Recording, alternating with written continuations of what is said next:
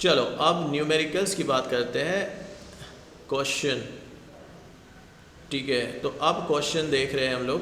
तो पहले वाला क्वेश्चन की अगर बात करूं तो देखिए क्या होता है। हम मान लेते हैं कि हमारे पास एक प्लेन सरफेस है। इस प्लेन सरफेस से जो लाइन ऑफ फोर्सेस है वो इस तरीके से निकल रही है,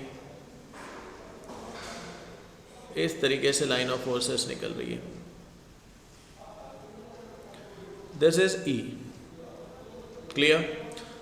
okay, so this is E। हम ऐसे मान लेते हैं कि इसका E नॉट I, तो ये इसका वेक्टर फॉर्म हमने दिखाया हुआ है। अब बात करते हैं इसके एरिया वेक्टर की। तो एरिया वेक्टर के लिए थोड़ा सा ये चेंज कर देते हैं। तो यहाँ पे ये इसका एरिया वेक्टर है जो कि इस डायरेक्शन में दिख रहा है हमें, ये है एरिया वेक्टर। अब हमें पता है कि यहाँ फील्ड और एरिया वेक्टर। अब हम यहाँ बात करेंगे डिटरमाइन, क्वेश्चन सुनिए, डिटरमाइन द फ्लक्स। कौन सा फ्लक्स? तो इलेक्ट्रिक फ्लक्स। तो देखिए इस क्वेश्चन को कैसे सॉल्व करते हैं। तो सोल्यूशन में हम लिखेंगे, वेरी इजी क्वेश्चन स्टूडेंट्स। हमें पता है कि फ्लक्स क्या है। तो फ्लक्स होता है E A cos of theta, where theta is the angle between E and A vector. तो यहाँ पे हमें समझ में आ रही है कि हमारी जो फील्ड है, यहाँ पे हमारी जो फील्ड है ये एक यूनिफॉर्म नेचर की फील्ड है। क्यों, कहाँ से पता चल रहा है स्टूडेंट आपको यूनिफॉर्म फील्ड? तो भाई ये line of forces are parallel. So when line of forces are parallel and it is given here E equals to E naught times I. So there is a constant, there is a magnitude and this magnitude is directed along x axis। तो ये unit vector along x axis है। यहाँ पे हमें समझ में आ रहा है। तो यहाँ से the angle between, here the angle is, here angle between E and A is 0 because they are parallel to each other. So from this we can say that flux equals to E naught, A जो है उसका magnitude A लेते हैं और cos of 0। So cos of 0 is 1, so phi हो गया हमारा E naught A, और इसका यूनिट आपको पता है, unit is newton metre square पर coulomb. So this is the answer for the question. ये इसका आंसर है। इस तरीके से इस क्वेश्चन को हम लोग सॉल्व किए हैं। आइए सेकंड क्वेश्चन की तरफ बढ़ते हैं। आज हम लोग कुछ इसके एग्जांपल्स देख रहे हैं, उसके बाद फिर एक बहुत इंपॉर्टेंट टॉपिक पे हम लोग आएंगे and the topic is Gauss law. तो अभी हम लोग इसको सॉल्व कर रहे हैं। सेकेंड वाले क्वेश्चन को देखते हैं। नाउ दिस टाइम हमारे पास फिर से इलेक्ट्रिक फील्ड ली है हमने। Now the electric field is given, और हमारी इलेक्ट्रिक फील्ड इस बार भी यूनिफॉर्म इलेक्ट्रिक फील्ड है जो आपको देखने को मिल रही है। और इस यूनिफॉर्म इलेक्ट्रिक फील्ड में जिसका मैग्नीट्यूड फिर से वही लेंगे हम लोग। So the magnitude of electric field is E naught I, because ये x एक्सिस के अलॉन्ग एक्ट कर रही है। ये समझ में आ रहा है। अब हम क्या करेंगे यहाँ पे, अब हम लोग यहाँ पे एक प्लेन सरफेस को डिस्क्राइब करेंगे। तो हमारे पास एक प्लेन सरफेस है and the plane surface is like this. एक स्क्वायर सरफेस समझ में आ रहा है हमें, जिसका मैग्नीट्यूड जो है स्टूडेंट, इसकी साइड जो है वो A मान लेते हैं हम लोग। यहाँ पे भी इसकी साइड A मान रहे हैं। ओके, अब इस केस में हम क्वेश्चन में पूछा जा रहा है डिटरमाइन द इलेक्ट्रिक फ्लक्स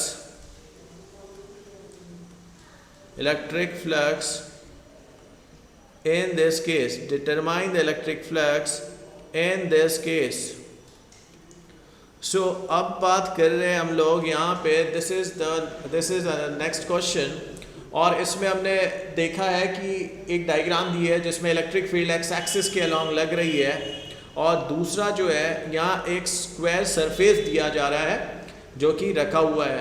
अब आपको ये पूछा जा रहा है कि बताइए कि इसमें फ्लक्स कितना इंड्यूस होगा। अब हम इसके सोल्यूशन पे आते हैं। देखिए क्या होता है। अब स्टूडेंट यहाँ हो क्या रहा है कि प्लेन सरफेस इस तरीके से रखा जा रहा है एक्स एक्सिस के अलॉन्ग इलेक्ट्रिक फील्ड लग रही है, फिर भी कांस्टेंट नेचर की फील्ड है, मतलब यूनिफॉर्म फील्ड है इलेक्ट्रिक फील्ड। और यहाँ पे अगर हम लोग बात करें इसका इलेक्ट्रिक फील्ड का जो वेक्टर इलेक्ट्रिक फील्ड का जो वेक्टर है वो एक्स एक्सिस के अलॉन्ग एक्ट कर रहा है। और वहीं अगर बात की जाए आपका एरिया वेक्टर की, तो वो सरफेस को नॉर्मल होता है। यहाँ पे हम मान लेते हैं सरफेस को नॉर्मल मतलब ये इस टाइप का होगा, सरफेस को नॉर्मल मतलब इस तरीके का होगा, इसकी सरफेस को नॉर्मल, तो ये आपका एरिया वेक्टर है।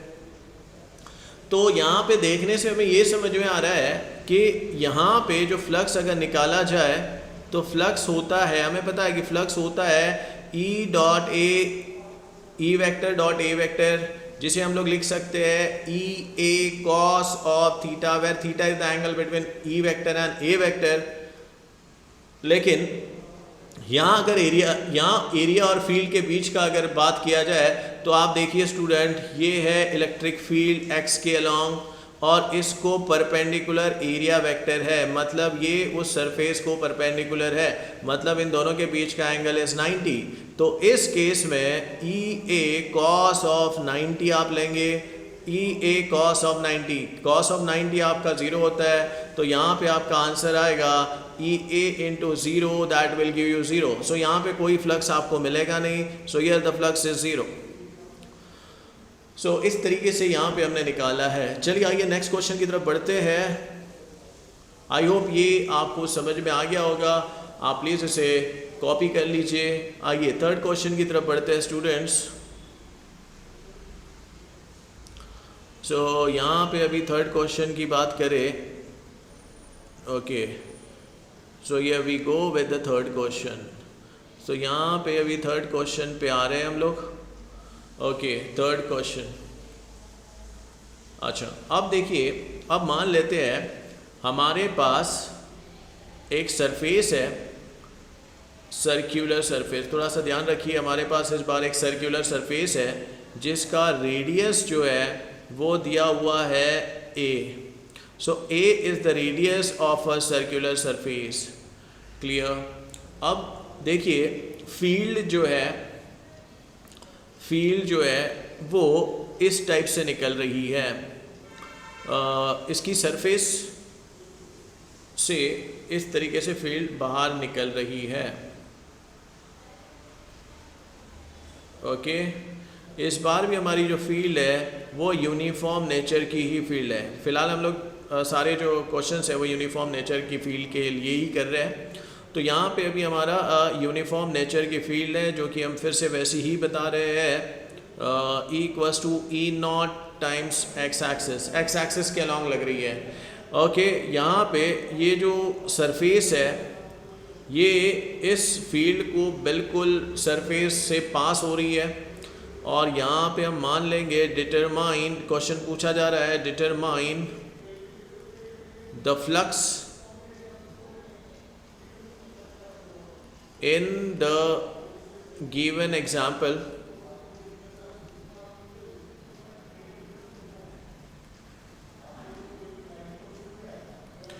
determine the flux in the given example। now students, यहाँ पे भी अभी हम लोग अगर बात करें तो सोल्यूशन में हम यही कहेंगे कि यहाँ पे इलेक्ट्रिक फ्लक्स जो होता है वो होता है E A vector E dot vector A, जिसे हम लोग लिख सकते हैं E A cos of theta. Theta की बात करें तो theta is the angle between the two. अब ये जो है इसमें एरिया वेक्टर जो है वो इस केस में फील्ड के अलॉन्ग ही एक्ट कर रहा है। तो इस केस में हम मान लेंगे कि theta is equal to 0, because ये दोनों एक दूसरे को पैरेलल है, इलेक्ट्रिक फील्ड और एरिया वेक्टर दोनों को पैरेलल होने के कारण यहाँ पे थीटा की वैल्यू आ रही है 0। तो हम लोग यहाँ लिख सकते हैं ई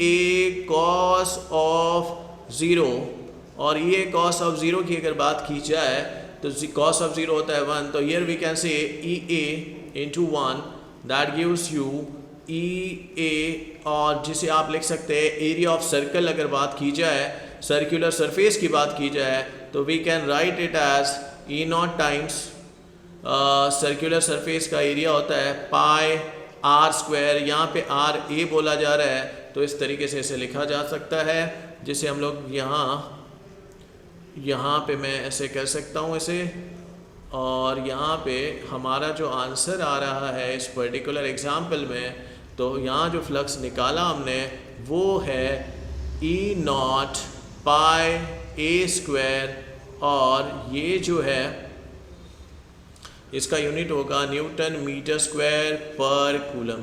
तो इस तरीके से हमने यहाँ पे ये क्वेश्चन सॉल्व किया है। आइए नेक्स्ट क्वेश्चन की तरफ बढ़ते हैं।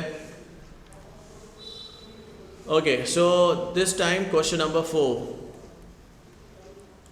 सो क्वेश्चन नंबर 4 में अगर बात की जाए तो हम मान लेते हैं हमारे पास एक प्लेन सरफेस है। सो स्टूडेंट, प्लेन लेने की जगह मैं यहाँ फिर से एक स्क्वायर सर्कुलर सरफेस ले रहा हूँ। अब ये जो सर्कुलर सरफेस है इसका एरिया वेक्टर आपको दिया हुआ है जो कि आपके सामने है इस तरीके से, ये एरिया वेक्टर है स्टूडेंट्स। अच्छा, इस सर्कुलर सरफेस का जो रेडियस है वो हम लोग मान लेते हैं r is the radius of the surface. अब इसमें से लाइन ऑफ फोर्सेस पास हो रही है और लाइन ऑफ फोर्सेस कुछ ऐसी पास हो रही है, लाइन ऑफ फोर्सेस कुछ इस तरीके से पास हो रही है। Just a moment.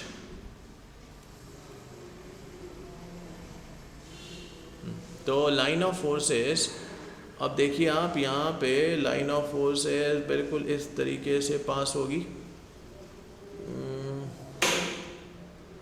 अच्छा देखिए, ये लाइन ऑफ फोर्सेस जो है इस तरीके से पास हो रही है। ओके, तो ये इलेक्ट्रिक फील्ड है जो इस तरीके से यहाँ से पास हो रही है। अब यहाँ पे हम मानेंगे कि इनके बीच का जो ये एंगल है, इस सरफेस के बीच का जो एंगल है, ये वाला एंगल जो है ये दिया हुआ है आपको 60 degree. Now determine, the question is determine the net flux or determine the flux in this case. Okay, so इस तरीके से आपको दिया हुआ है। अच्छा, यहाँ हम लोग एक मान लेते हैं कि हमारा जो इलेक्ट्रिक फील्ड है वो दिया हुआ है ई नॉट, और ये जो वेक्टर है मैग्नीट्यूड की बात मान ली जाए, ठीक है, unit vector is the direction along which it moves. तो यहाँ पे हम क्या करेंगे, तो आइए जरा ये वाला सोल्यूशन देख लेते हैं। सोल्यूशन इस केस में हम बात करेंगे, फ्लक्स निकालने के लिए बोला है और हमें पता है कि फ्लक्स होता क्या है, E vector into A vector, right, जिसे हम लोग लिखते हैं E A cos theta, right, E A cos of theta. अब सवाल ये है कि यहाँ थीटा दिया हुआ है, हाँ या ना? अच्छा, कितना है 60, लेकिन स्टूडेंट्स यहाँ 60 ये थीटा नहीं है। आपको ये समझना है कि theta is the angle between which vectors. तो आप ये समझिए कि थीटा जो होता है वो ई और ए के बीच का एंगल होता है। ई और ए के बीच के एंगल की अगर बात करें तो वो 60 नहीं है स्टूडेंट्स, ये 60 जो है वो इस सरफेस और इलेक्ट्रिक फील्ड के बीच का एंगल बताया जा रहा है। लेकिन हमें जो डॉट प्रोडक्ट जो है हमारा वो इन दोनों वेक्टर्स के बीच के एंगल को एक्सप्लेन करता है। तो हम ये कहेंगे कि इसके बीच का एरिया वेक्टर, एरिया वेक्टर देखिए आपका बिल्कुल नॉर्मल टू द सरफेस है, ये आपका एरिया वेक्टर है स्टूडेंट्स। तो ये वेक्टर और इलेक्ट्रिक फील्ड के बीच के एंगल को हम लोग डिस्कस कर रहे हैं। तो ये जो एंगल है यहाँ पे 30 डिग्री है, तो आप यहाँ पे 30 डिग्री कंसीडर करेंगे। अब इस केस में ई ए कॉस ऑफ 30 डिग्री आ जाएगा। अब ये कितना होगा, तो आप लिखते हैं ई नॉट ए कॉस ऑफ 30 होता है स्टूडेंट √3/2। अब यहाँ अगर बात करें एरिया वेक्टर की, तो फिर से हम यहाँ कहेंगे ये एक सर्कुलर सरफेस है और सर्कुलर सरफेस का एरिया होता है पाई आर स्क्वायर। और ये हो गया √3/2. सो ये the answer for this question is E0 pi r square √3/2. This is the answer for the question. ये इतना फ्लक्स यहाँ आपको देखने को मिलेगा. तो ये है फ्लक्स जो हमें यहाँ मिला हुआ है. So please copy this. और इसका यूनिट क्या होगा स्टूडेंट? तो इसका यूनिट होता है न्यूटन मीटर स्क्वायर पर कूलम. तो this is the answer for the question. आइए नेक्स्ट क्वेश्चन की तरफ बढ़ते हैं. 5वां क्वेश्चन. अब इस क्वेश्चन में हम थोड़ा सा कंसेप्ट को थोड़ा सा बदलते हैं. मान लीजिए हमारे पास एक यूनिफॉर्म फील्ड लग रही है. तो हमारे पास इस क्वेश्चन में यूनिफॉर्म फील्ड लग रही है जो कि एक्स एक्सिस के अलॉन्ग एक्ट कर रही है. एक्स एक्सिस के अलॉन्ग एक्ट कर रही है. और फील्ड का नेचर कैसा है? तो आप कहेंगे कि फील्ड का जो नेचर है वो बिल्कुल यूनिफॉर्म नेचर की फील्ड है, जिसको हम लिख सकते हैं E = E0 times I, because x axis के अलॉन्ग एक्ट कर रही है. E0 is the magnitude and this. अब यहाँ थोड़ा सा फ्रेम की बात कर लेते हैं. तो एक 3 डायमेंशन यहाँ पे हम रेफरेंस पॉइंट भी ले लेते हैं. ये आपकी वाई एक्सिस, ये आपकी एक्स एक्सिस, इसे बना लेते हैं. और इसको, इस प्लेन को परपेंडिकुलर आपकी जेड एक्सिस. तो यहाँ लिख रहे हैं वाई, और ये है आपका एक्स, और ये है आपका जेड एक्सिस. तो ये देखिए अभी यहाँ पे अभी हम लोग एक ऑब्जेक्ट को प्लेस करेंगे. अब ये जो ऑब्जेक्ट यहाँ है वो एक क्यूब है. ठीक है, good question, it is very good question. आप थोड़ा इसके ऊपर ध्यान दीजिए. अब यहाँ पे हमारे पास जो ऑब्जेक्ट हमें समझ में आ रही है वो ऑब्जेक्ट एक क्यूब है. अब इस क्यूब की अगर बात करें तो इसको कितने फेसेस होते हैं स्टूडेंट्स? तो इसके फेसेस होंगे 6 फेसेस. हमने इसे ऐसे बनाया हुआ है. ओके, अब इस क्यूब का जो डायमेंशन है वो मान लेते हैं A is the dimension of this cube. Okay, cube की सारी साइड्स जो होती है सेम होती है. तो ये हमारे सामने इस तरीके से है. अब यहाँ से इलेक्ट्रिक फील्ड वेक्टर निकल रहे हैं. तो आपसे पूछा जा रहा है determine the net flux in this case. Determine the net flux in this case. Okay, so देखिए अब इसे कैसे सॉल्व करते हैं, इस क्वेश्चन को किस तरीके से सॉल्व करते हैं. So have a look at it. यहाँ पे हम थोड़ा चेंज कर लेते हैं सॉल्यूशन फॉर द क्वेश्चन. अच्छा, यहाँ जरा ध्यान दीजिए आप. यहाँ पे 6 फेसेस है, मतलब 6 सरफेसेस है उसके पास. और 6 सरफेसेस से जो लाइन ऑफ फोर्सेस बाहर निकलेगी कट करते हुए वो फ्लक्स बनाएगी. क्लियर? तो यहाँ थोड़ा सा ध्यान देते हुए हम ये मानते हैं कि ये वाली जो सरफेस है ये कुछ ऐसी सरफेस है. इसे सरफेस 1 बोल देते हैं. थोड़ा सा ध्यान दीजिए, दिस इज सरफेस 1. उसी तरीके से उसके आगे वाली जो सरफेस है ये हमारी सरफेस 2 मान लेते हैं. Clear?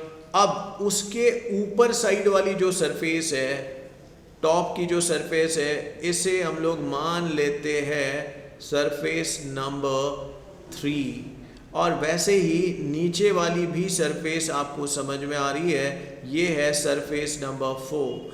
And surface number 5 and surface number 6, ये वाला फेस जो होगा इसका, ये जो फेस है ये सरफेस आपका 5th सरफेस है.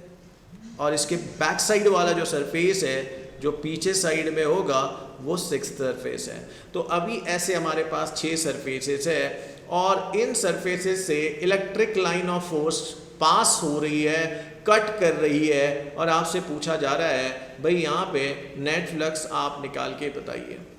तो स्टूडेंट यहाँ पे सबसे पहले आपने ध्यान में रखना है कि फ्लक्स एक स्केलर क्वांटिटी है तो आप 6 सरफेस जितना फ्लक्स इंड्यूस कर रहे हैं सारे फ्लक्स को आप निकालिए और उसको अरिथमेटिक एडिशन कर लीजिए। क्लियर? तो ये चीज़ आपने ध्यान में रखनी है। तो आइए जरा देखते हैं फ्लक्स बाय सरफेस 1।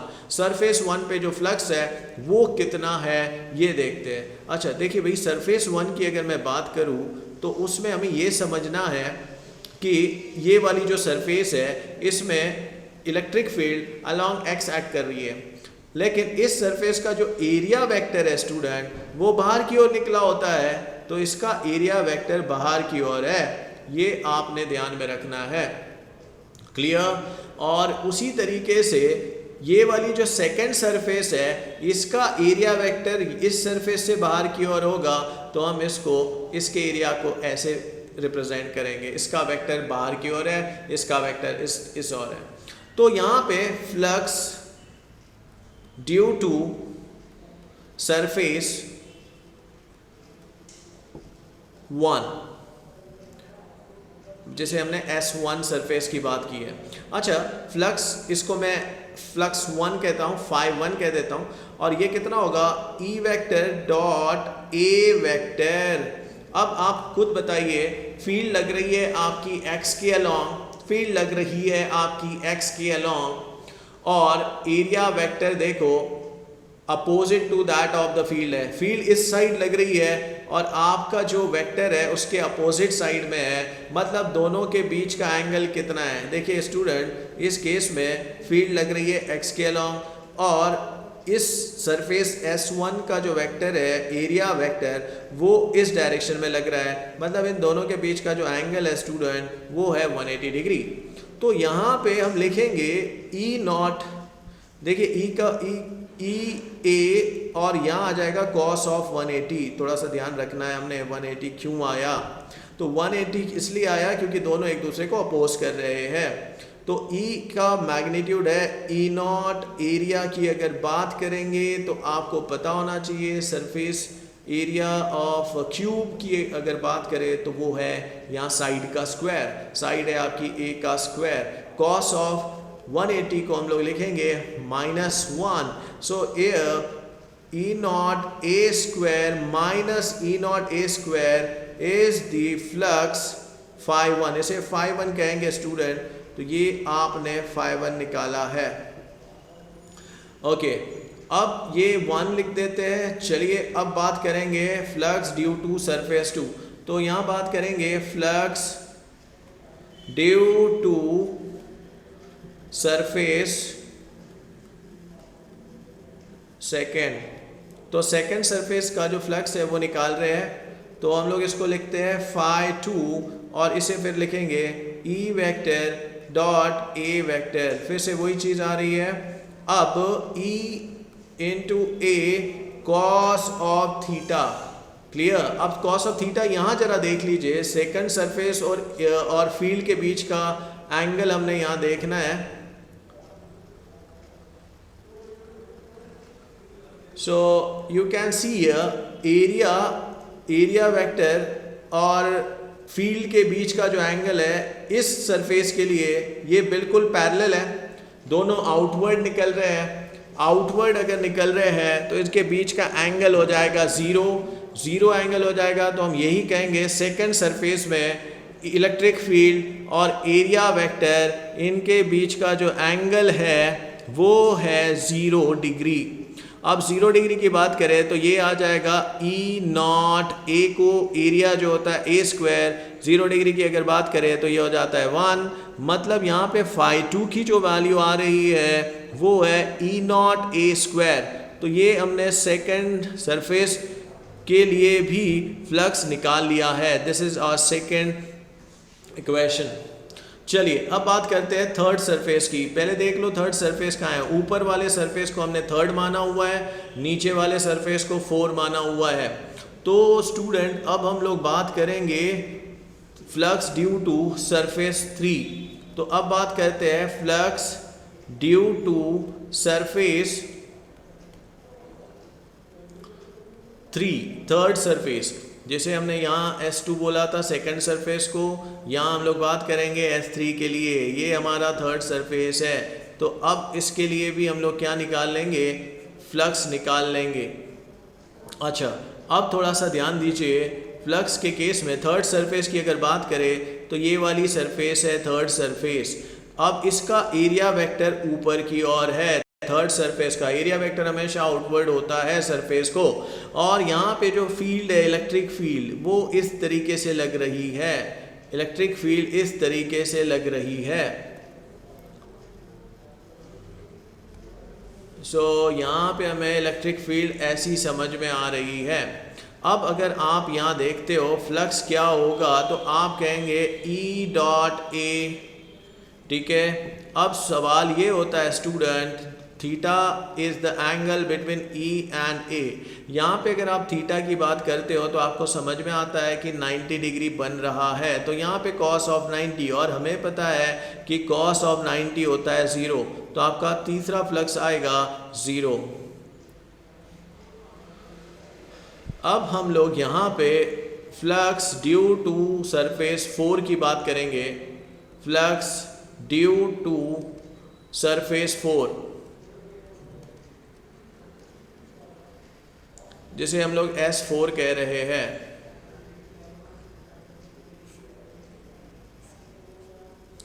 अब यहाँ पे भी अगर आप देख सकते हैं इस क्वेश्चन में कि सरफेस जो है फोर्स सरफेस नीचे वाले सरफेस को कहा है। अगर नीचे वाले सरफेस को आपने फोर्स सरफेस कहा है तो इस हिसाब से फिर से आइए जरा समझते हैं। यहाँ ये वाला जो सरफेस है ये इस तरीके से है, ओके, ये फोर्स सरफेस है, इसका वेक्टर जो होगा एरिया वेक्टर वो बाहर की ओर होगा, नीचे वाले सरफेस से एरिया वेक्टर नीचे की ओर होगा। अच्छा, इलेक्ट्रिक फील्ड तो भाई एक्स के अलोंग ही लग रही है, यू कैन सी हियर, तो ये है electric field, just look at it, ये है आपकी इलेक्ट्रिक फील्ड जिसे आप E बता रहे हैं यहाँ पे।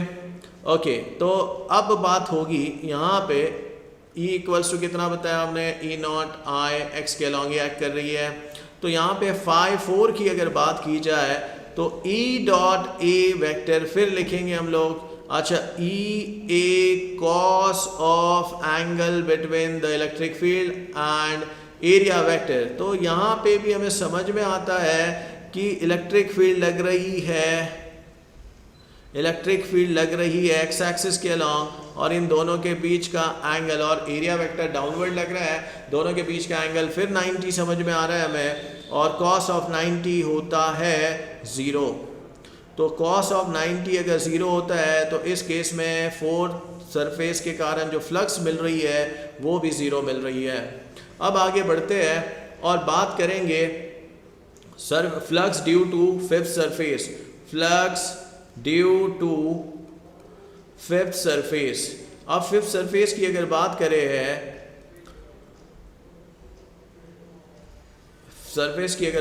फिफ्थ सरफेस की, तो हमारा जो सरफेस है फिफ्थ वो आगे की ओर समझ में आ रहा है।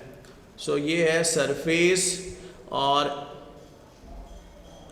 इसमें S5 लिख रहे हैं हम लोग। तो चलिए देख लेते हैं ये क्या फ्लक्स, कितना फ्लक्स इंड्यूस कर रहा है। तो यहाँ डायग्राम पे आते हैं, तो ये आगे वाला जो सरफेस है, you can just see here, ये आगे वाला जो सरफेस है ये है आपका फ्रंट सरफेस, और इसके पीछे वाला S6 सरफेस माना जाएगा। तो आइए इसके कारण कितना फ्लक्स आपको समझ में आएगा। तो मैं यहाँ पे एक छोटी सी डायग्राम फिर बना देता हूँ। ये है आगे वाला सरफेस, इस तरीके से फील्ड आपकी ऐसी लग रही है, ये है इलेक्ट्रिक फील्ड। अच्छा, ये वाला जो सरफेस है आपका, इसका जो वेक्टर है, अच्छा यहाँ पे फील्ड बिल्कुल ऐसी लग रही है, फील्ड बिल्कुल ऐसी लग रही है। अच्छा, यहाँ जो एरिया वेक्टर आपको समझ में आ रहा है वो कुछ ऐसे है, इस तरीके से एरिया वेक्टर है ये। अच्छा, फिर से मैं यही कहूँगा कि दोनों के बीच का एंगल जो है 90 है, फील्ड एक्स के अलोंग एक्ट कर रही है, और ये सरफेस जो है, सरफेस का जो वेक्टर है वो इसको नॉर्मल है, तो हम यही कहेंगे कि यहाँ पे भी एंगल बनता है आपका 90। तो यहाँ पे फाई की अगर बात करेंगे तो आप कहेंगे E डॉट A, जिसे मैं लिख सकता हूँ E A cos of angle between the to, यहाँ पे भी 90 डिग्री समझ में आ रहा है। तो आप कहेंगे कि यहाँ flux due to fifth surface भी आपको फिर से 0 मिल रहा है। ओके, अब बारी आती है सिक्स्थ सरफेस की। तो यहाँ पे लिखेंगे flux due to sixth surface. तो flux due to six surface मतलब S6 की अगर हम लोग बात कर रहे हैं तो यहाँ पे देखिए स्टूडेंट,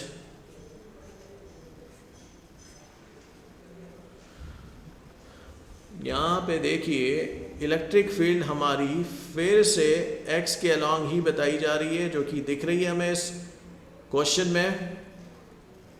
ओके, अब इसमें हमारा जो वेक्टर है, हमारा जो एरिया वेक्टर है, हमारा जो सरफेस है वो इस तरीके से है। फील्ड वेक्टर को मैं फिर ऐसे ही बना रहा हूँ, ये देखिए। अच्छा, एरिया वेक्टर की अगर बात की जाती है स्टूडेंट, इस केस में एरिया वेक्टर को अगर आप देखते हो तो सरफेस से बाहर की ओर होता है।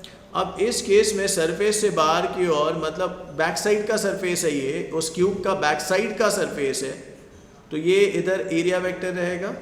फिर से हम यही कहेंगे कि इस एरिया वेक्टर और फील्ड के बीच का एंगल फिर क्या बन रहा है स्टूडेंट, 90। तो इस केस में जो फ्लक्स आ रहा है, जो सिक्स्थ सरफेस जो फ्लक्स बना रही है वो हो जाएगा S/6 E.A। अब यहाँ पे phi6 इक्वल्स टू हो जाएगा EA cos ऑफ 90, फिर से 90 आ गया। अब cos ऑफ 90 तो होता है 0, तो हम यहाँ लिखेंगे phi6 इक्वल्स टू 0। तो अब हमारे पास सारे सरफेसेस के फ्लक्स आ चुके हैं। अब हम जो है वो टोटल फ्लक्स की बात करेंगे, नेट फ्लक्स की बात करेंगे। तो here in this case the net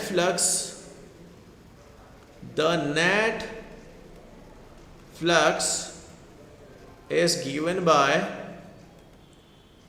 अब नेट फ्लक्स देखिए मैंने इसके पहले ही कहा आपको कि फ्लक्स जो है वो एक स्केलर क्वांटिटी है। तो आप यहाँ इसको सिंपल अरिथमेटिक एडिशन कीजिए और इसका आंसर निकाल लीजिए। तो phi1 plus phi2 plus phi3 plus phi4 plus phi6 plus phi6 plus phi5, ये आपने ऐड किया हुआ है। अच्छा, phi1 जो पहला वाला सरफेस का जो वेक्टर जो एरिया निकाला है, सॉरी जो फ्लक्स निकाला है आपने, वो आया था -E0A²। सेकेंड सरफेस का जो फ्लक्स आया था वो आया था E0A²। बाकी के जो फ्लक्स आए थे वो फ्लक्स आए थे 0 0। Now when you add all the fluxes, you will come to know that the answer here would be 0. So यहाँ पे नेट फ्लक्स जो होता है वो होता है 0 and this is the answer for the question student. तो ये है इसका आंसर। इस क्वेश्चन को इस तरीके से डील किया जाता है। अब एक चीज़ याद रखिए, फॉर अ क्लोज सरफेस यहाँ पे यूनिफॉर्म फील्ड होने के कारण नेट फ्लक्स हो गया 0। थोड़ा सा समझिए इस क्वेश्चन को, समझिए कि यहाँ पे क्लोज सरफेस है, हमारा जो सरफेस है वो है क्लोज, और यहाँ पे फील्ड आपकी है यूनिफॉर्म। तो फील्ड अगर यूनिफॉर्म है, इस वजह से इस पूरे ऑब्जेक्ट का जो फ्लक्स आपको यहाँ समझ में आ रहा है वो है 0। So this is the answer for the question student. I hope ये आपको समझा होगा और फ्लक्स के कुछ एग्जाम्पल्स आपको समझ में आए होंगे। Now in this question there is a figure given in which there is a cube and which is placed in a field, and the field is given here, E equals to E0 times x along x axis, और यहाँ पूछा गया है and the dimension of cube is given a, और ये जो है इस ओरिजिन से a डिस्टेंस पे इस क्यूब को प्लेस किया हुआ है, और आपसे पूछा जा रहा है determine the next net flux in the figure. तो अब इस क्वेश्चन को कैसे सॉल्व करते हैं, आइए जरा समझते हैं स्टूडेंट्स। सो ये सॉल्यूशन, तो सॉल्यूशन में हम देख रहे हैं कि नेट फ्लक्स जो भी होगा वो जितनी भी सरफेसेस है इसकी, वहाँ से जितनी इलेक्ट्रिक लाइन ऑफ फोर्सेस पास होगी वो उसका फ्लक्स कहलाएगा। तो यहाँ पे अगर देखें इस क्यूब की अगर बात करें तो देयर आर 6 फेसेस, तो नेट फ्लक्स जो होगा वो हो जाएगा, नेट फ्लक्स की अगर बात करें तो इसमें सारे जो फेसेस से जो फ्लक्स, सारे फेसेस से फ्लक्स लाइन ऑफ फोर्सेस जो पास हो रही है उन सब के कारण जो फ्लक्स मिल रहा है उनका हम अरिथमेटिक सम कर देंगे यहाँ पे, जो कि 6 फेसेस है तो हम मानेंगे कि 6 सरफेसेस के लिए 6 फ्लक्स आपको देखने को मिलेंगे, और इन सब को जब हम लोग अरिथमेटिकली ऐड कर देंगे तो उस तरीके उसमें हमें क्या मिल जाएगा, नेट फ्लक्स मिल जाएगा। अब यहाँ पे आप देख पा रहे होंगे ये फेसेस की अगर बात करें तो मैं यहाँ पे ये मान लेता हूँ, ये जो है ये पहला वाला सरफेस, ये है सरफेस 1, इसके बिल्कुल अपोजिट वाला जो सरफेस है इसे मैं सरफेस 2 मान लेता हूँ। उसके बाद ऊपर वाला जो सरफेस है, this surface I am talking about, ये जो सरफेस है इसे मैं सरफेस नंबर 3 मान लेता हूँ। बिल्कुल उसके नीचे वाला जो सरफेस है उसे मैं 4th सरफेस मान लेता हूँ, और 5th सरफेस ये इधर है, ये प्लेन जो दिख रहा है फ्रंट में ये है आपका 5th सरफेस, और इसका बिल्कुल बैक वाला जो सरफेस है वो है 6th सरफेस। अब इन सारे सरफेसेस में से electric field, electric line of forces जो पास हो रही है वो उसका फ्लक्स कहलाएगी, जो उसमें से पास होगी, कट करते हुए निकलेगी। तो आइए जरा देखते हैं पहले phi1, तो phi1 जो है फ्लक्स थ्रू सरफेस 1, तो हम लोग लिखेंगे फ्लक्स थ्रू सरफेस 1। तो सरफेस 1 जो है उसके थ्रू, दैट इज S1 की बात कर रहा हूँ, तो ये फ्लक्स क्या होता है। तो आइए जरा देख लेते हैं। आपकी सरफेस ऐसी है, थोड़ा सा ध्यान रखिए।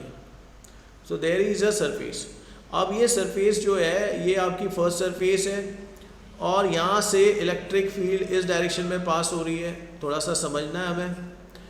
ये देखिए ये इलेक्ट्रिक फील्ड जो है वो आपको दी हुई है E0 टाइम्स XI, ये दे रखी है। अच्छा, इसका जो एरिया जो रहेगा, एरिया वेक्टर जो होगा इसका, वो इस सरफेस की बात कर रहे हैं तो इसका एरिया वेक्टर सरफेस को नॉर्मल होता है, तो ये इसका एरिया वेक्टर रहेगा जो हमने ऐसे बनाया हुआ है। तो this is the area vector of surface 1। अच्छा, फील्ड इधर और ये इधर। अच्छा, एक और इम्पॉर्टेंट पॉइंट स्टूडेंट कि ये जो रेफरेंस लाइन है, रेफरेंस लाइन जो है, इस रेफरेंस लाइन से ये a डिस्टेंस अवे रखी हुई है। अब इस केस में फील्ड लग रही है राइट साइड में, एरिया वेक्टर है लेफ्ट साइड में, इन दोनों के बीच का एंगल जो होगा वो 180 डिग्री हो जाएगा। मतलब देखिए ये है एरिया वेक्टर और ये है आपका फील्ड, इन दोनों के बीच का जो एंगल है वो है 180 डिग्री। तो हमें पता है कि फ्लक्स क्या होता है, तो फ्लक्स इस केस में हम लिखेंगे phi1 equals to EA vector का डॉट प्रोडक्ट लेंगे, जिसे आप लिख सकते हो EA cosine of angle between the two. मैं यहाँ पे लिख रहा हूँ 180 डिग्री, थोड़ा सा ध्यान रखिए। So there is 180 degree. अब इसको हम लोग इसको E क्या है, E का मैग्नीट्यूड है E0x, और ये है कोसाइन ऑफ 180, कॉस ऑफ 180, ये है आपका -1, ओके। और एरिया, अच्छा एक मिनट, यहाँ जो है हम पहले एरिया लिख लेते हैं। तो एरिया जो होगा सरफेस का वो हो जाएगा A का स्क्वायर। ये देख लीजिए आप, यहाँ पे इसका सरफेस मतलब एरिया की बात कर रहे हैं तो ये हो जाएगा A का स्क्वायर, और ये आ गया cos ऑफ 180 मतलब -1, तो मैं इसको यहाँ लिख सकता हूँ। अच्छा x कितना होगा, तो x is a distance from the reference point, x is the distance of plane from the reference point. इस सरफेस का जो डिस्टेंस है रेफरेंस पॉइंट से अलॉन्ग x एक्सिस वो कितना है a, तो इस x की जगह हम लोग a सब्सटीट्यूट करेंगे, तो ये हो जाएगा a और ये हो जाएगा a स्क्वायर और ये है -1, तो we can write here as -E0 a³। तो ये पहले हमने निकाला न्यूटन मीटर स्क्वायर पर कूलम। तो ये है φ1 की वैल्यू जो आपके सामने पहले सरफेस इतना फ्लक्स देखने को मिलेगा पहली सरफेस में। अब बात करते हैं सेकंड सरफेस। सेकंड सरफेस की अगर बात करें, डायग्राम में आते हैं, φ2 की बात करें तो φ2 इसे कहेंगे flux through second surface. So flux through second surface. अगर सेकंड सरफेस की बात करें तो ये कुछ ऐसी सरफेस हमें समझ में आ रही है। इलेक्ट्रिक फील्ड इधर, ये इलेक्ट्रिक फील्ड है, this is E = E0 x और ये है I के अलॉन्ग। और यहाँ का एरिया वेक्टर की अगर बात करें तो एरिया वेक्टर को सरफेस है ये S2, तो यहाँ से एरिया वेक्टर बाहर की ओर रहेगा परपेंडिकुलर टू द सरफेस, ये एरिया वेक्टर है यहाँ का। ओके अच्छा, यहाँ रेफरेंस लाइन जो है उसके रिस्पेक्ट में अगर देखें, थोड़ा समझिएगा इसे, यहाँ का जो रेफरेंस लाइन है उसके रिस्पेक्ट में डायग्राम पे आते हैं। ये देखो, इस सरफेस की बात कर रहे हैं हम लोग, इस सरफेस की बात कर रहे हैं, तो इस सरफेस का डिस्टेंस इस रेफरेंस लाइन से कितना है, दिस इज a और यहाँ से यहाँ तक फिर a, तो 2a इज द डिस्टेंस। मैं ऐसा कहूँगा कि इस लाइन का जो इस प्लेन सरफेस का जो डिस्टेंस है फ्रॉम द रेफरेंस लाइन ये है 2a, तो यहाँ पे मैंने ऐसे लिख दिया। तो यहाँ पे x की वैल्यू आपका 2a है स्टूडेंट्स। तो यहाँ पे अभी हम लोग यहाँ इस केस में इसका फ्लक्स निकालते हैं, तो देखिए इस केस में फ्लक्स क्या होगा, φ2 जो हो जाएगा वो फिर से हम लोग वही कहेंगे E.A और इसे हम लिख सकते हैं, इसे मैं आगे लिख सकता हूँ EA cos ऑफ थीटा। इस केस में जो थीटा है यहाँ पे दोनों जो एरिया वेक्टर और फील्ड वेक्टर जो है वो दोनों के दोनों पैरेलल एक दूसरे को, तो यहाँ एंगल बनता है 0। और फिर यहाँ पे E की बात करें तो यहाँ E आ जाएगा आपका E0 x, एरिया फिर से वही कहेंगे a का स्क्वायर और cos ऑफ 0 इज 1। और इस केस में x की वैल्यू कितनी है, तो x की वैल्यू इज 2a, तो ये हो जाता है E0 2a into a square, तो ये बन जाता है E0 2a³। ये है इसका सेकंड,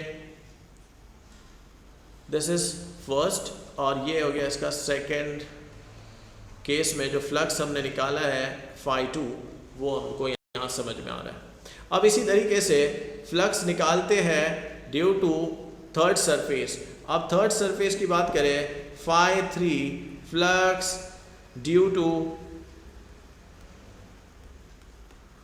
थर्ड सरफेस।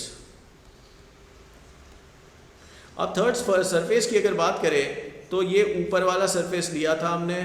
इस ऊपर वाले सरफेस की अगर बात करें, टॉप सरफेस है ये इलेक्ट्रिक फील्ड होगी, ये इलेक्ट्रिक फील्ड है। इलेक्ट्रिक फील्ड हमारी x के अलॉन्ग है, यहाँ देख सकते हैं आप E0 times x into I.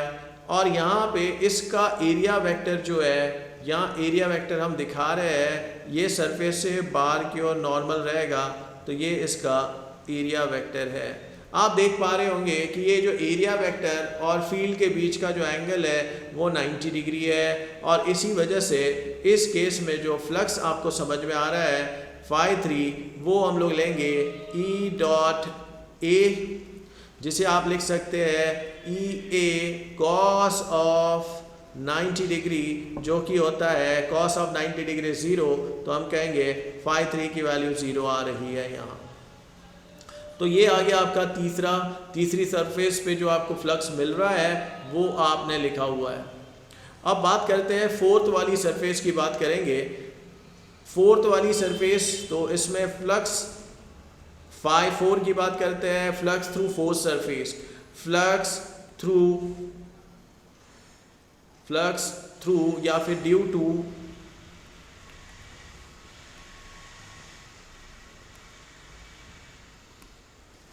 Flux due to fourth surface. तो फोर्थ सरफेस की अगर बात करें तो ये बॉटम मोस्ट सरफेस है, आप देख पा रहे होंगे इस डायग्राम में, ये बॉटम का सरफेस है जो लिया हुआ है, ये बॉटम का सरफेस है जो लिया हुआ है। तो हम लोग यहां बना लेते हैं इसे भी। ये देखिए फील्ड हमारी लग रही है एक्स के अलॉन्ग, और यहां पे ये सरफेस बॉटम में रखा हुआ है।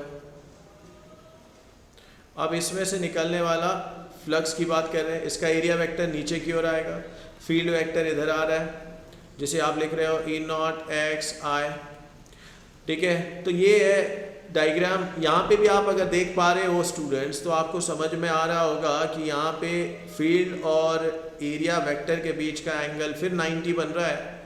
तो इस केस में भी जो फ्लक्स आपका सामने आने वाला है वो मैं 0 लिख रहा हूँ। आप समझ गए होंगे क्यों, क्योंकि एंगल है 90, तो cos ऑफ 90 फिर 0 होगा। तो उस हिसाब से यहाँ पे भी फ्लक्स आपको देखने को मिल रहा है फोर्थ सरफेस के केस में 0। अब बात आती है फिफ्थ सरफेस की, flux through due to fifth surface. अब flux due to fifth surface की अगर बात करें तो ये बिल्कुल फ्रंट सरफेस है। आप अगर डायग्राम देख पा रहे हो तो ये वाली सरफेस की बात की जा रही है जो फ्रंट सरफेस है, और यहाँ से जो इलेक्ट्रिक फील्ड वेक्टर है ये इस तरीके से पास हो रहा है। ये आगे वाला सरफेस है, इलेक्ट्रिक फील्ड हमारी समझ में आ रही है E0 xi, और ये वाला जो इस सरफेस का जो एरिया है, ये एरिया वेक्टर इस सरफेस को नॉर्मल होता है। नॉर्मल का मतलब यहाँ से बाहर की ओर आएगा, बाहर की ओर अगर आएगा तो आप फिर से वही देख पा रहे होंगे कि फील्ड और इसके बीच का एंगल यहाँ पे भी 90 बनेगा। तो इस केस में आपका फाई फिफ्थ सरफेस का जो फ्लक्स होगा वो भी हो जाएगा 0, because angle between A and E is 90 degree. Likewise similarly मैं ये कह दूंगा फाई 6 जो है, जो कि पीछे वाली सरफेस का जो बैक साइड में सरफेस है उसका फ्लक्स की अगर मैं बात करूं यहाँ पे, तो वहाँ पे भी अगर डायग्राम में देखा जाए तो आप कह सकते हो, इस केस की भी अगर बात करें, ये वही सरफेस है जो पीछे वाला सरफेस है। फील्ड लाइंस इस तरीके से पास हो रही है लाइक दिस, जो कि उसके सरफेस में से पास ही नहीं हो रही है, सरफेस को पैरेलल है। ऐसा समझ लीजिए इस सरफेस को लाइन ऑफ फोर्सेस पैरेलल निकल रही है। सरफेस को मैंने एरिया वेक्टर की बात नहीं की है, यहाँ पे जो बात की जा रही है वो सरफेस की। अगर आप यहाँ पे भी देखते हो तो इसका एरिया वेक्टर जो है, एरिया वेक्टर जो इसको इस सरफेस को परपेंडिकुलर होता है, वो एरिया वेक्टर बाहर की ओर बैक साइड में होगा। इस केस में बैक साइड में होगा। मैं यहाँ बना दे रहा हूँ, यहाँ पे इस पर्टिकुलर केस में वो पीछे की साइड में, बिकॉज ये पीछे का सरफेस है तो यहाँ पे जो एरिया वेक्टर होगा उस सरफेस को नॉर्मल ही निकलेगा। अब बात करें ये फील्ड और इस एरिया वेक्टर के बीच का एंगल फिर 90 बनता है, तो यहाँ पे ये जो फ्लक्स है फाई 6 ये भी 0 मिलेगा। अब अगर आप देख पा रहे हो तो आपने सारी सरफेस के थ्रू फ्लक्स निकाल लिया है। अब हम क्या करेंगे, सिंपली इसको ऐड कर देंगे सभी को, तो आपको फाइनल आंसर मिल जाएगा स्टूडेंट्स। तो यहाँ अगर देखा जाए फर्स्ट, सेकेंड और यहाँ पे थर्ड, फोर्थ, फिफ्थ, तो 0 0 है। यहाँ हम लोग लिख देते हैं इसको, ये आपका फोर्थ है, ये आपका फिफ्थ है और ये है सिक्स्थ। This is sixth. ठीक है, यहाँ 6 है आपका।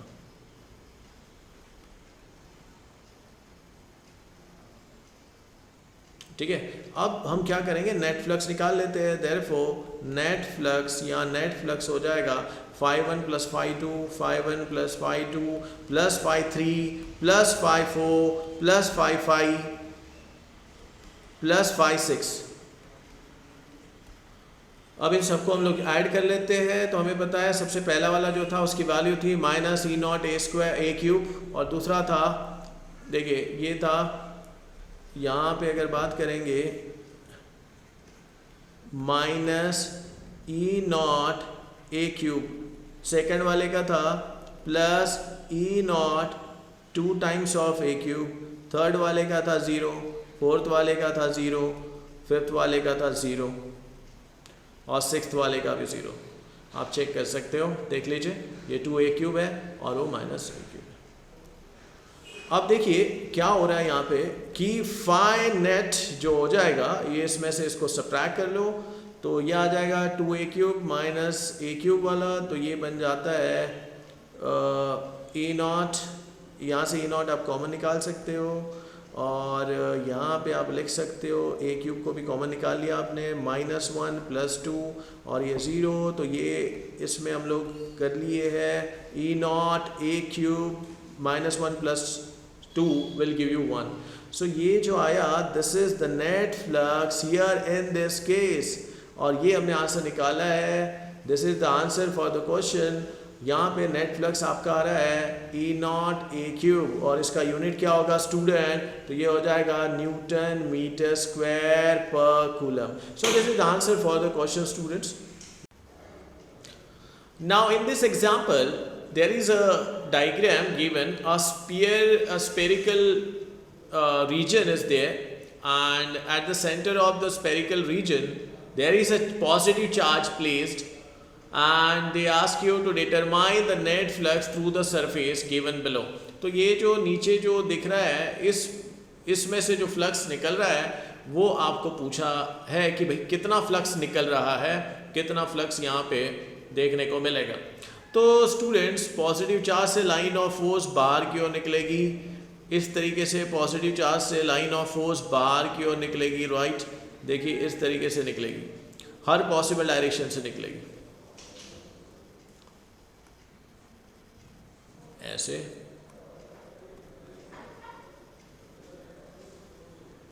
ये देखिए इन ऑल पॉसिबल डायरेक्शन, मतलब हर तरफ से लाइन ऑफ फोर्स बाहर निकलेगी इस चार्ज से, और ये बिल्कुल जिस पॉइंट से बाहर निकलेगी नॉर्मल टू दैट पॉइंट होगी जहाँ कहीं से भी निकलेगी। अच्छा, ये है इलेक्ट्रिक लाइन ऑफ फोर्स जो निकल रही है। अब मैं ये कहना चाह रहा हूँ कि ये जहाँ जो पॉइंट को कट करती हुई निकलेगी, जो जिस पॉइंट को कट करती हुई निकलेगी वो पॉइंट का distance from the centre same है, वो पॉइंट का distance from the centre same है। तो मैं ये कहूँगा कि इस सरफेस पे हर जगह पे जो नेट इलेक्ट्रिक फील्ड का जो मैग्नीट्यूड रहेगा वो सेम रहेगा, बराबरी का रहेगा, magnitude of electric field same रहेगा हर जगह पे। और यहाँ पे मैग्नीट्यूड ऑफ इलेक्ट्रिक फील्ड जो भी है इस पॉइंट से, इस सेंटर से लेके यहाँ तक आप लिख सकते हो, क्या लिख सकते हो, K times charge by distance का स्क्वायर। तो यहाँ पे अभी हम लोग मान लेते हैं, अब थोड़ा सा एक पॉइंट यहाँ हमने ये सोचना है कि यहाँ पे एक छोटा सा सरफेस, कोई भी एक पॉइंट पे हम लोग एक छोटा सा सरफेस कंसीडर कर लेते हैं। तो मैं ये रेड कलर से यहाँ एक छोटा सा सरफेस कंसीडर करता हूँ। इस सरफेस को हम लोग बोलेंगे DA, इस सरफेस को हम लोग बोलेंगे DA। अब स्टूडेंट ये एक क्लोज सरफेस वाला चार्ज, एक क्लोज सरफेस है, तो क्लोज सरफेस के लिए हम लोग जनरली इंटीग्रेशन की हेल्प लेते हैं। अगर हमें फ्लक्स निकालना हो तो हम मान लेते हैं इस छोटी सी सरफेस में से जितनी एक लाइन ऑफ फोर्स पास हो रही होगी जिसकी वजह से यहाँ पे फ्लक्स आपको देखने को मिल रहा है, ये एक छोटा सा फ्लक्स मान लेते हैं d फाई, जो कि इस छोटे से सरफेस से निकल रहा है, जिसे आप लिख सकते हो DA, जस्ट लाइक दिस। जो कि ये हो जाएगा EDA कॉस ऑफ थीटा। अब सवाल ये है स्टूडेंट, यहाँ थीटा, यहाँ जो है इलेक्ट्रिक लाइन, इलेक्ट्रिक फील्ड और ये छोटा सा सरफेस एरिया, ये बिल्कुल एक दूसरे को पैरेलल रहेंगे। तो यहाँ पे आपका थीटा की जो वैल्यू होगी वो होगी 0। तो इस केस में EDA, ये यहाँ पे एक छोटा सा एरिया जो फ्लक्स बना रहा है वो इतना आ रहा है, लेकिन we are not interested in the flux due to this small region DA। हम चाहते हैं कि ये पूरा जो स्पेरिकल सरफेस है इसमें से कितना फ्लक्स निकल रहा है। तो ये जानने के लिए हम क्या करते हैं, ऐसे छोटे छोटे फ्लक्स को जोड़ते चले जाएंगे, पूरे सरफेस के छोटे छोटे फ्लक्स को जोड़ते चले जाएंगे तो हमें क्या मिलेगा, total flux due to this spherical region. तो इसमें मैंने आपको बताया था कि जब भी क्लोज सरफेस की अगर बात आती है स्टूडेंट, तो we have to consider integration. तो इस केस में हम इंटीग्रेट कर लेंगे फॉर द टोटल सरफेस। तो ये छोटे छोटे फ्लक्स को अगर आप इंटीग्रेट करते हो तो आपको पूरा के पूरा इस पूरी सरफेस में से जितना फ्लक्स पास हो रहा है वो निकल आएगा। अब डी फाई क्या है, तो आपने लिखा DEDA। अब सवाल ये होता है कि E तो कांस्टेंट रहेगा हर जगह पे, तो E को बाहर निकाल लेते हैं और DA is the area DA हो जाता है A। अब यहाँ अगर देखा जाए ये है आपका नेट फ्लक्स है आपका E इंटू A। अब सवाल आता है कि E कितना होगा, तो भाई यहाँ सेंटर पे चार्ज है और ये सेंटर के ये जो सरफेस है यहाँ से यहाँ का जो डिस्टेंस है वो है रेडियस, जिसे A दिया गया है। तो इस चार्ज का ये पॉइंट से डिस्टेंस है A। तो हम लिख सकते हैं जो फील्ड वहाँ हमें मिल रही है वो मिल रही है K times Q upon A का स्क्वायर। K आपको पता होना चाहिए, K is 1/4 pi epsilon not. और यहाँ पे एरिया किसका, तो भाई ये सरफेस का, ये स्पेरिकल सरफेस है स्टूडेंट, तो स्पेरिकल सरफेस का एरिया होता है 4 पाई R स्क्वायर। यहाँ R का मतलब एरिया है, तो आपने ऐसा लिखा है ऐसे। अब आगे देखिए क्या है कि ये जो नेट फ्लक्स है यहाँ हम लिख सकते हैं, K को मैं लिख रहा हूँ 1/4 पाई एप्सिलॉन नॉट और into Q upon A square into 4 pi A square. यहाँ पे बहुत सारी चीज़ें कैंसिल हो रही है, 4 पाई A स्क्वायर। तो आपको यहाँ जो फ्लक्स देखने को मिल रहा है वो है Q अपॉन एप्सिलॉन नॉट। तो यहाँ आपको जो फ्लक्स देखने को मिल रहा है इस क्लोज सरफेस के कारण जो फ्लक्स देखने को मिल रहा है वो है Q upon epsilon not. So this is the answer for the question. Clear students? So please copy down this.